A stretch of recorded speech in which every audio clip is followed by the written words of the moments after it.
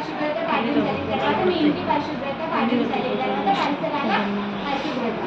మనమే సరిగా లేనప్పుడు పరిసరాలు ఎట్లా శుభ్రత పెట్టుకుంటారు కదా.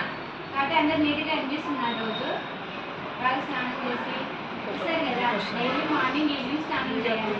తర్వాత నెయిల్స్ కట్ చేసుకోవాలి. ఎందుకు? రోజు పెరిగితే దాంట్లో సూక్ష్మక్రిములు అనేవి చేరుతాయి. అవి ఆహారం ద్వారా లోపలికి పోయి అనేక రకాల రోగాలు గురవుతాయి.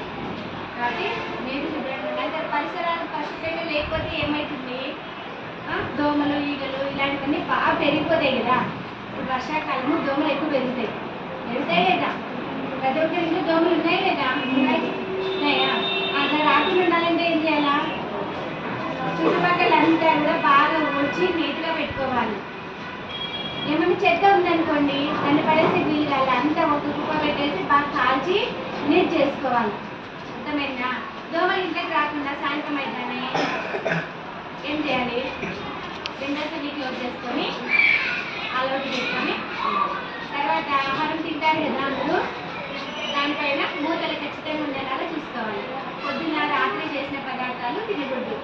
అట్లే వాటర్ తాగాలి కదా, శుభ్రమైన నీళ్ళు తాగాలి. అంటే ఏం చేయాలా? మినరల్ వాటర్ అయినా కూడా కాంచి చల్లార్చుకొని తాగడం వల్ల దాంట్లో ఉండే క్రిములు అనేవి ఉండవు. తర్వాత భోంచేసేకి ముందు హ్యాండ్ వాష్ చేసుకోవాలా. ఎలా చేయాలో చెప్పినారు కదా మీకు. హ్యాండ్ వాష్ తెలుసు కదా, ఎప్పుడెప్పుడు చేశారు? రోజు హ్యాండ్ వాష్ రోజుకి ఒకసారి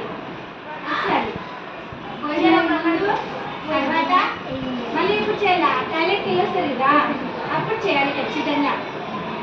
అట్లా చేయడం వల్ల ఇవన్నీ పాటించడం. చెప్పండి ఎప్పుడెప్పుడు చేస్తారు?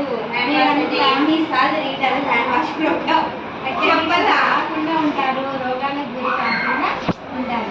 అట్లా అన్ని పరిసరాలు శుభ్రంగా ఉంచుకోవడం వల్ల కూడా కాపాడిన వాళ్ళు అవుతారు.